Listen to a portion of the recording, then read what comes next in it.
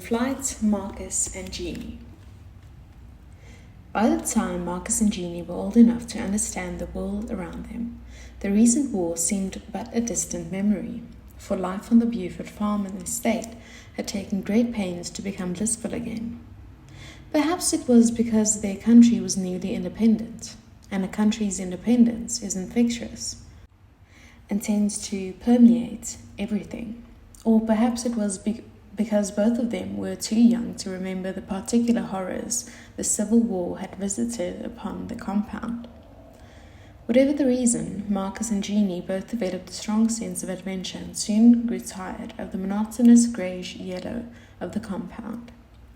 They were eager to explore the world outside, and because the farthest thing their eyes could see were the distant hills that looked like hazy blue something on the horizon, they wanted to personally touch that hazy blue something.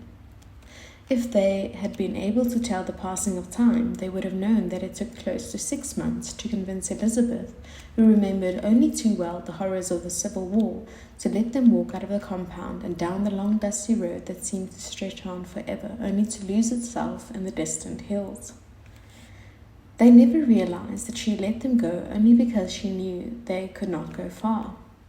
And so it came to pass that on a clear day in December, Marcus and Genie left the compound for the first time in their lives. It never occurred to either Marcus or Genie, as they set off down the dusty road, armed only with a broken umbrella, a half-eaten packet of lemon creams, and a bottle of water, that they could actually climb the hills.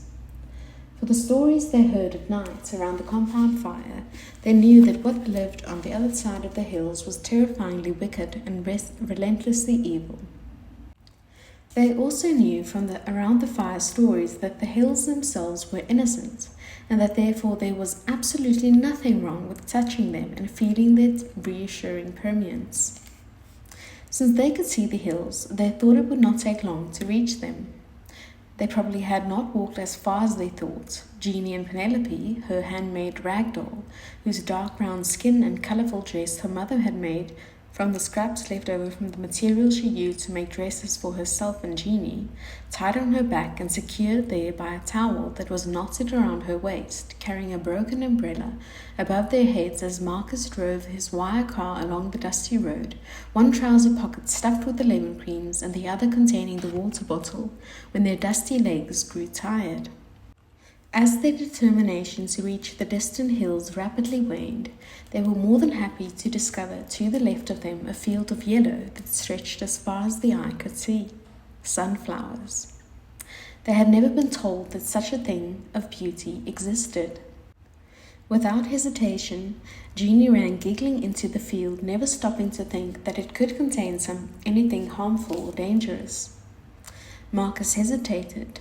He left his wire car on the side of the road, in full view of any passers-by, just in case he and Genie got lost in there, disappeared in a sea of yellow, never to be found again. If anyone came to find them, they would know exactly where to look, and if the two of them were never found again, at least people would know exactly what happened. Marcus was a cautious, but not particularly morbid child. He just knew from all the stories told around the compound fire that not all stories had a happy ending, and that horrible things sometimes happened to people, especially curious children who ventured too far away from home. Playing among the sunflowers proved to be a happy distraction from the quest to reach the hazy blue something. Marcus and Genie ran giggling and zigzagging through the stalks, not really sure who was trying to catch whom. And so it was that, day after day, they left the compound intent on reaching the distant hills, but day after day found themselves playing among the sunflowers. Then one day they gave up the quest altogether and simply made their way straight to the sunflowers.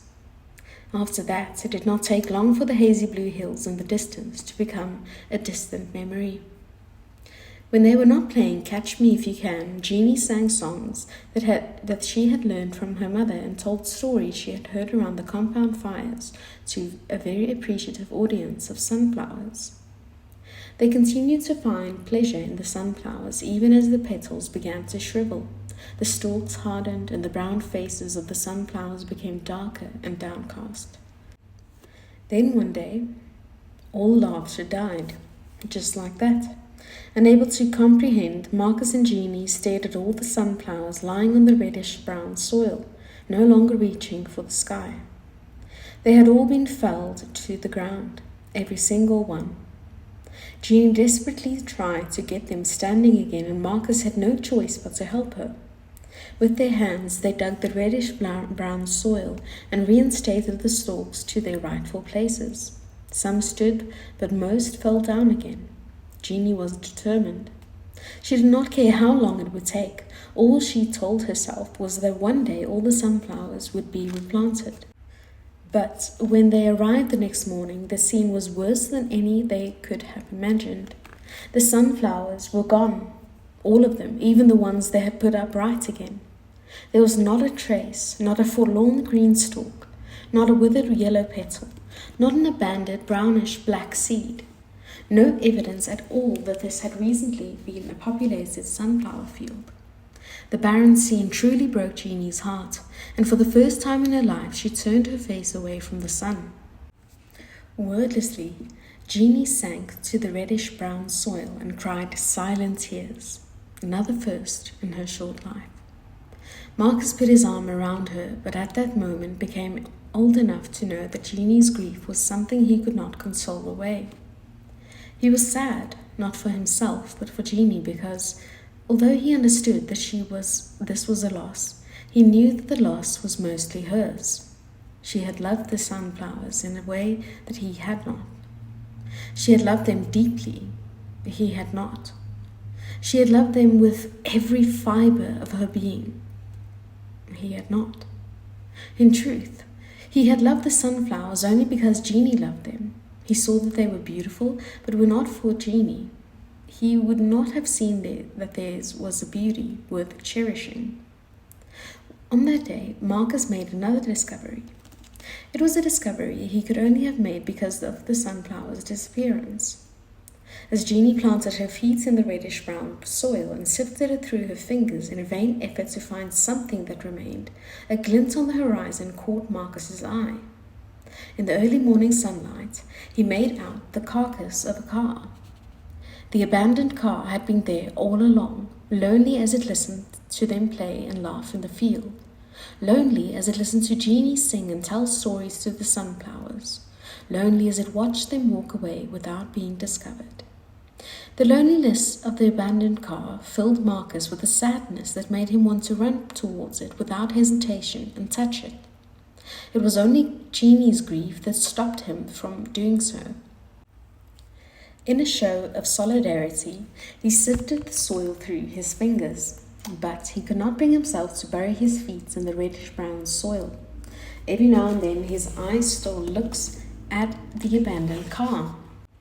Perhaps the biggest challenge that had now presented itself in young Marcus's life was how to tell Genie about the abandoned car. Every day, secretly, he visited the car, a Morris Mini Minor that he christened Brown Car, more for its rusty patches than for its original beige color. He found time for these secret visits in those moments when Elizabeth found it necessary to have her daughter close to her, when she washed their clothes and hung them to dry, when she cooked their meals, when she combed and plaited their hair, when she dressed them both in bright, colorful clothes, when she wanted someone to sing to or sing with, or when she simply wanted to have her daughter close to her so that she could pick her up whenever she felt like it and twirl her in the air and hug her fiercely and pepper her skin with kisses and listen to Genie giggle and giggle as though she knew no end to laughter and happiness.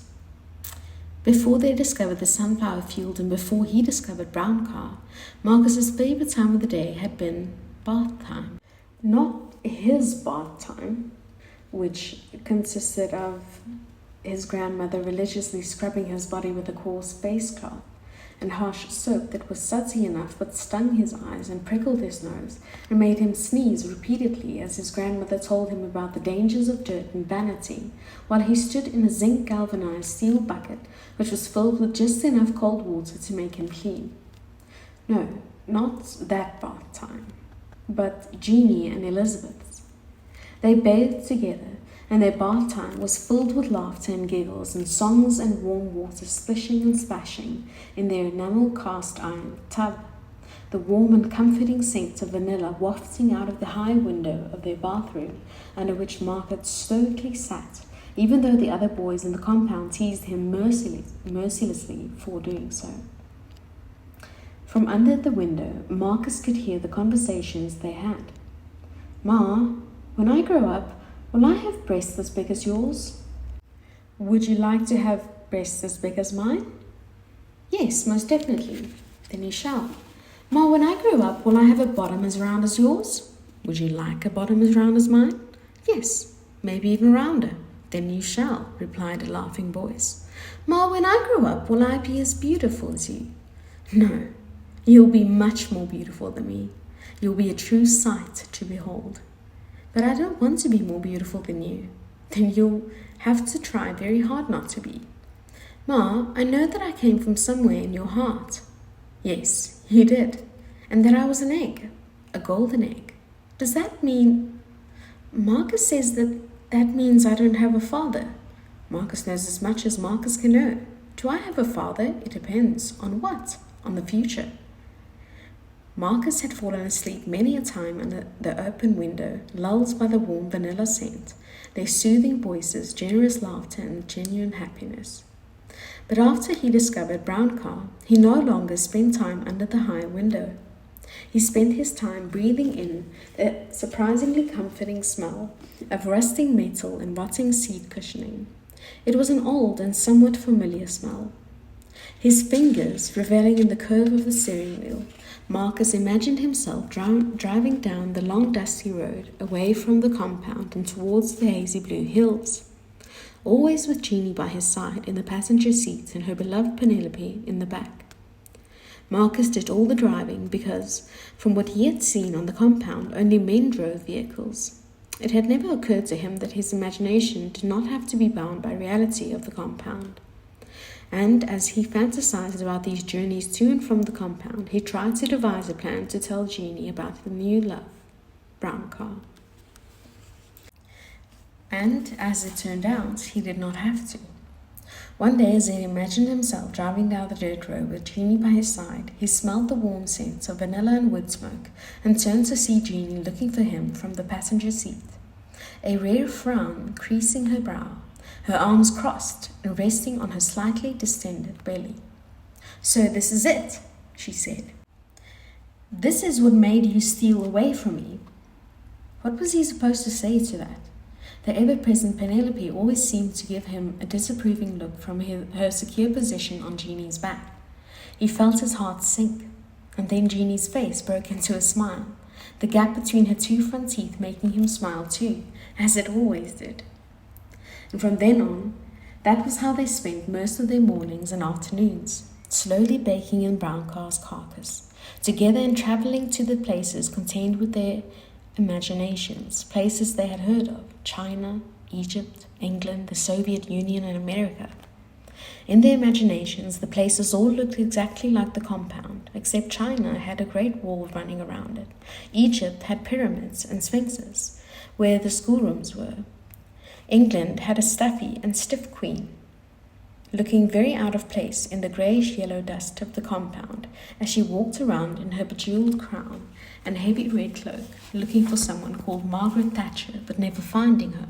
The Soviet Union had the word communism, or rather, as Marcus and Genie spelled it, communism, plastered on every building in the compound in big red letters. America contained Marcus's parents, who manifested themselves as younger versions of Marcus's grandmother and grandfather, the way they looked in their wedding photo. Christian, proper, and unsmiling. The America that Marcus's parents lived in was filled with men riding horses, wearing Stetsons, and men driving fast cars and wearing fedoras. In other words, they lived in the America seen in the bioscope. During their many travels, Marcus and Genie even visited Genie's father, Kolide Gemüde, in the future. It was Genie's idea to borrow the World Atlas from Marcus's grandfather's scant library so they would have more places to visit.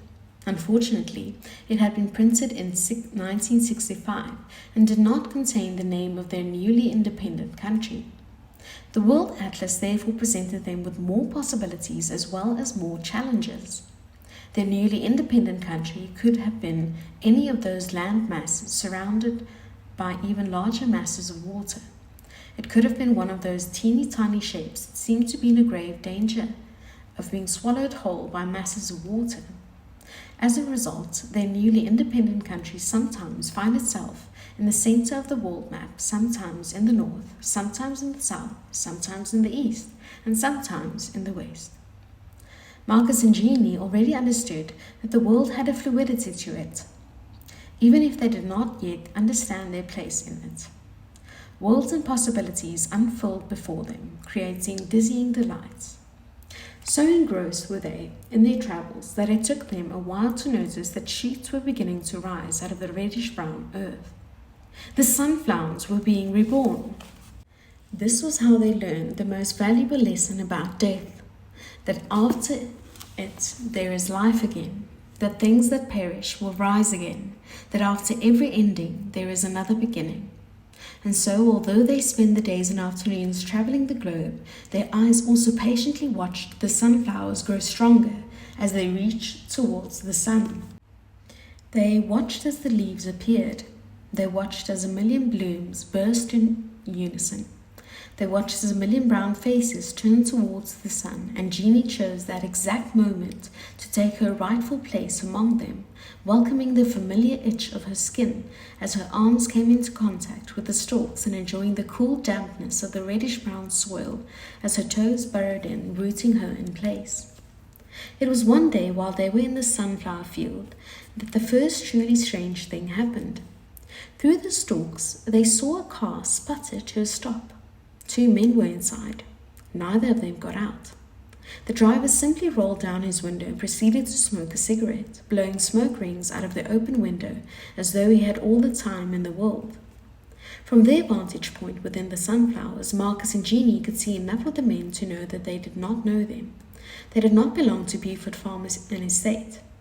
After the war, strangers had been very rare on Beaufort Farm and Estate. Even so, Marcus knew enough about strangers to hold on fast to Genie's hand.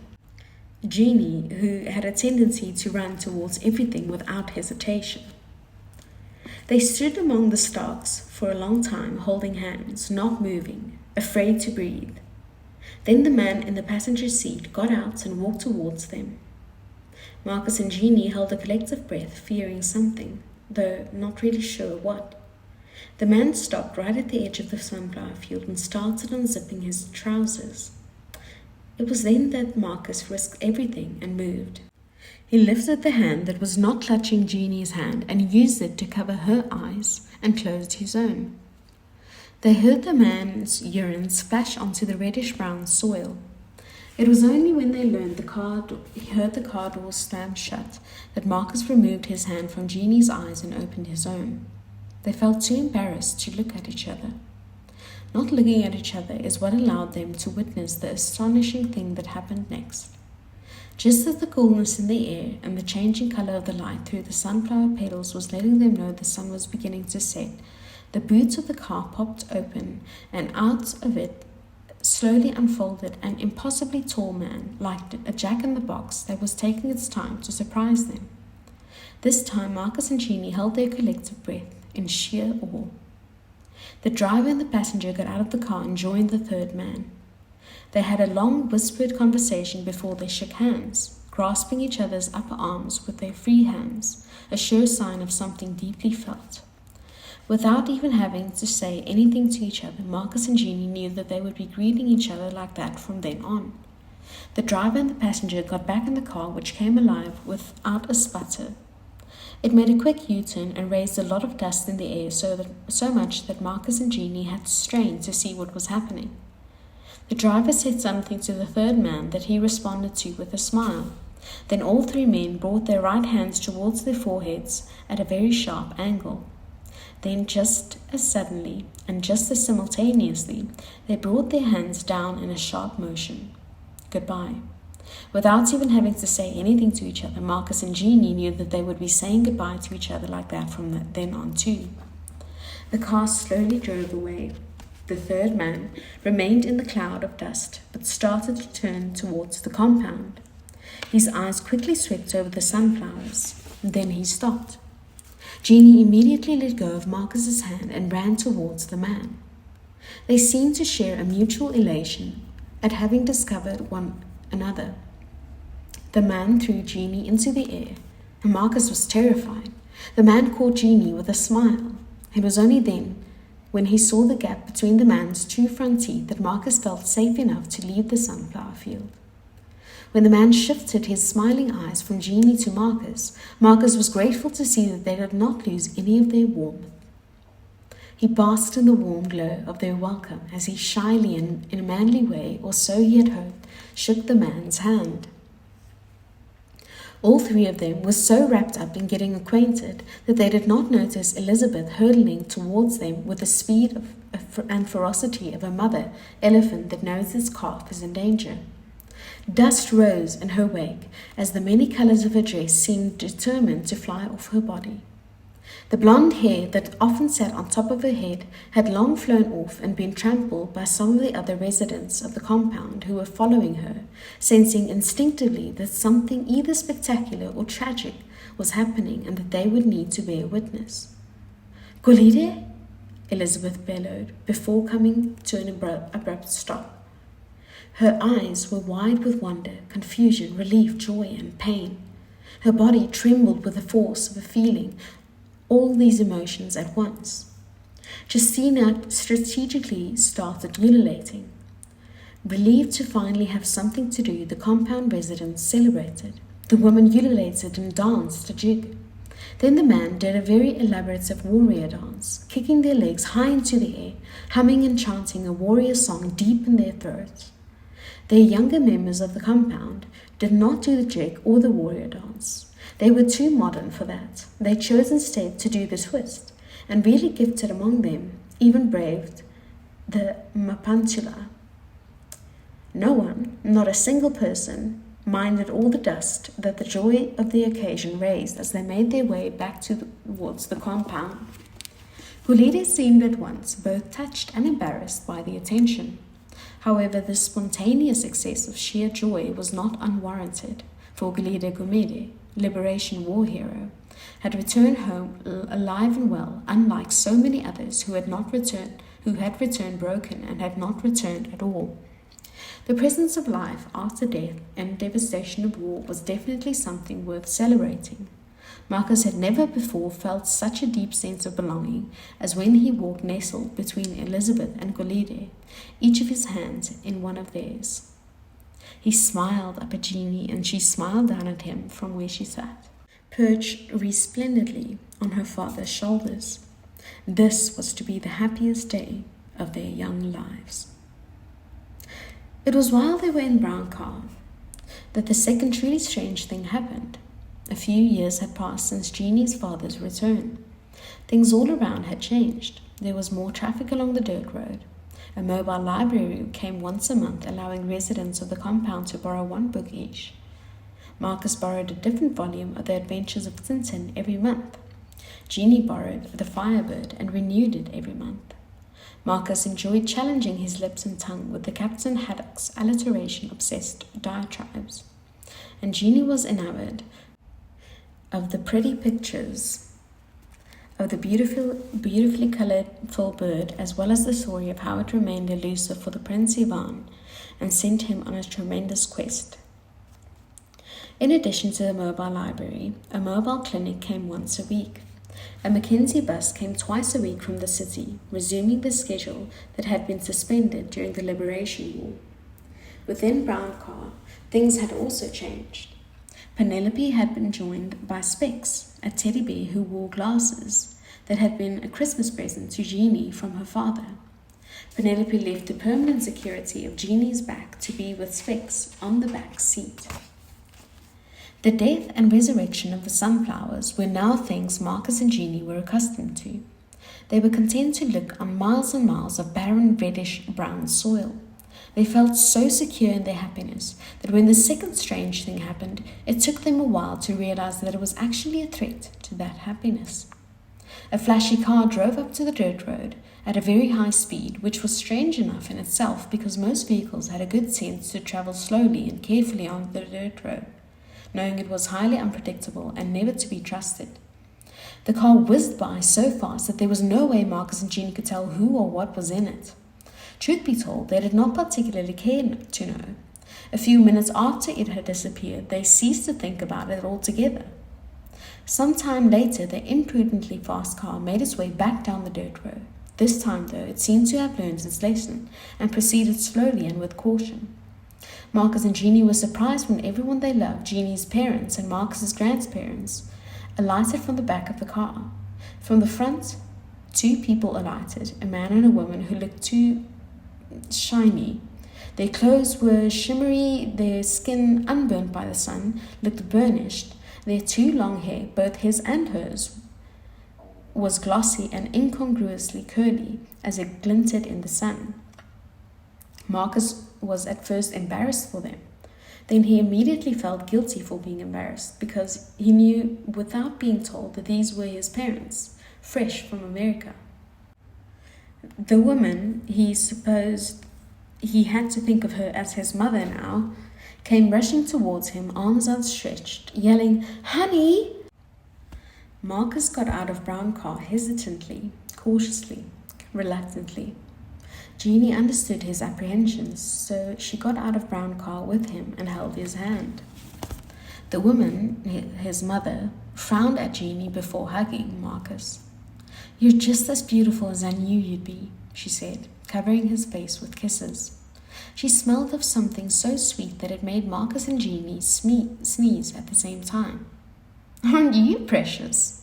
the woman said, looking at Genie and smiling a smile that did not reach her eyes or remove the frown from her forehead. "Yes, I am precious," Genie replied matter-of-factly, which only deepened the woman's frown.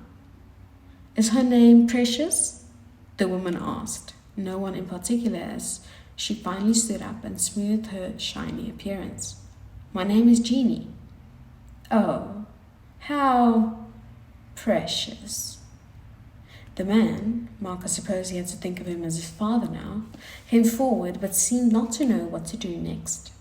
Marcus strongly suspected that the man, his father, felt foolish, looking so shiny next to his grandfather and Genie's father, who looked like real men. "Oh, Dee, you're hopeless. You both are," the woman said, laughing and pushing the man towards Marcus. Finally, the man, his father, Dee, offered Marcus his hand, and Marcus and he shook hands. "Oh," the woman squealed. "I wish we brought a camera. We should have thought of it," she squealed some more.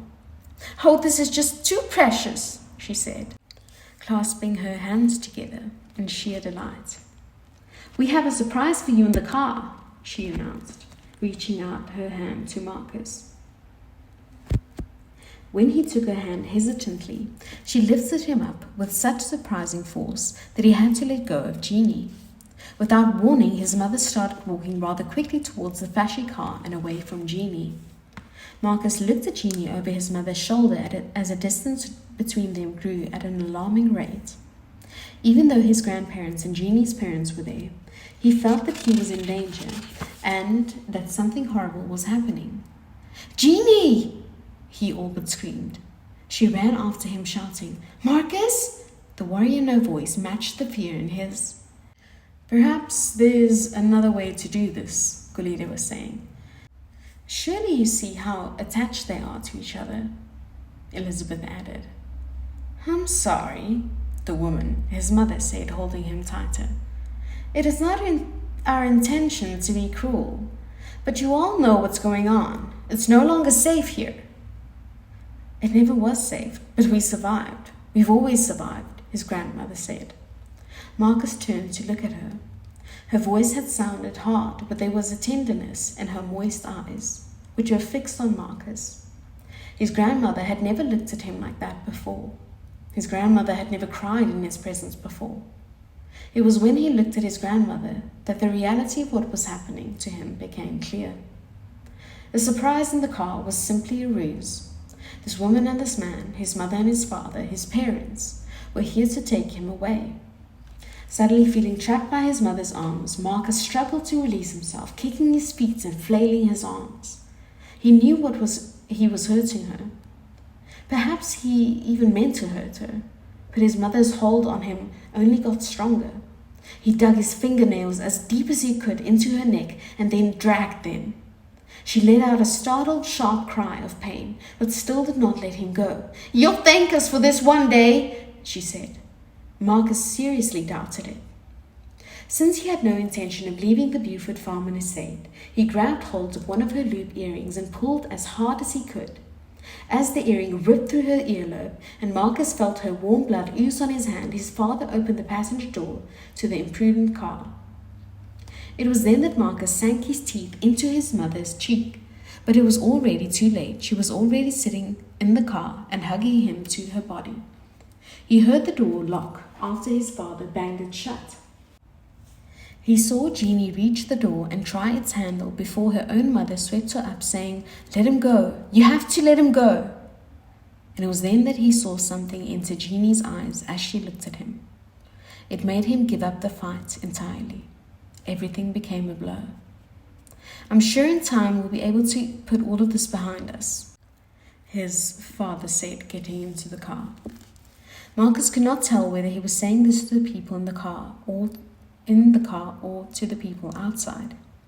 Marcus blinked away the tears in time to see Genie give him a smile.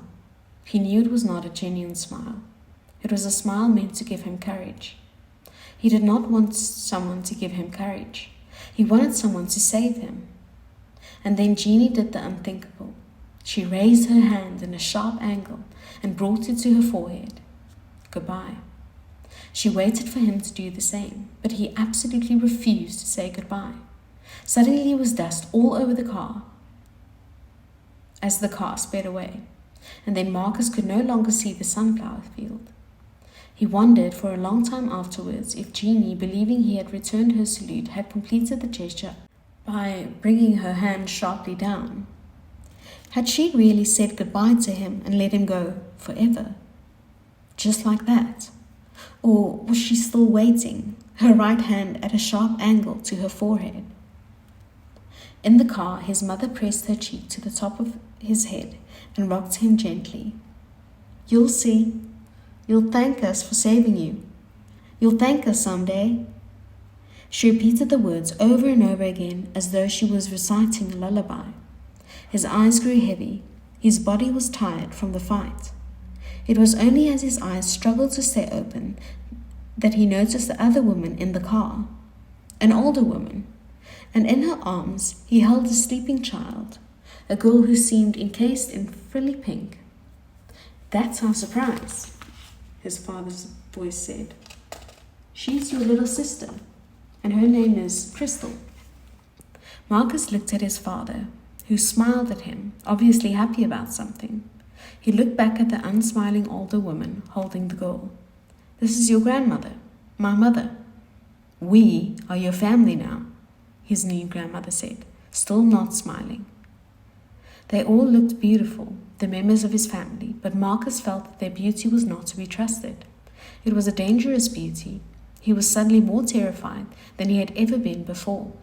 He let go of his bladder then, well aware that his urine would soil both his shorts and his mother's shiny dress.